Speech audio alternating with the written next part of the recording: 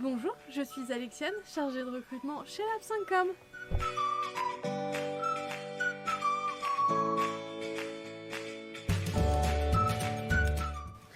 Lorsqu'une société vous plaît, vous pouvez envoyer votre candidature sans répondre forcément à une offre précise. On dit alors que vous faites une candidature spontanée. Voici quelques petits conseils pour optimiser votre envoi. Dans un premier temps, vous devez identifier la bonne personne à qui vous devez envoyer votre candidature. En effet, on trouve des formulaires sur la plupart des sites des sociétés pour envoyer votre candidature.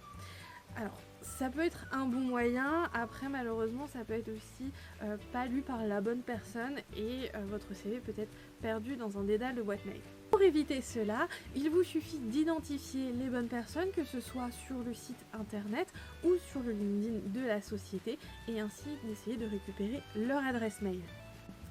Par la suite, vous devez rédiger un CV, une lettre de motivation, mais aussi un mail percutant pour que votre candidature paraisse la bonne. En ce qui concerne la lettre de motivation, c'est toujours un plus qu'elle soit présente. Voici quelques petits points à ne pas oublier lors de l'écriture.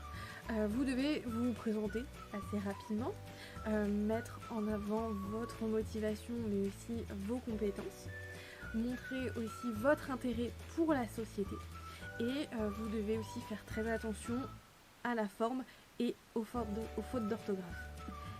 Il faut savoir que si vous envoyez plusieurs candidatures spontanées à différentes sociétés, il faut adapter votre lettre à la société.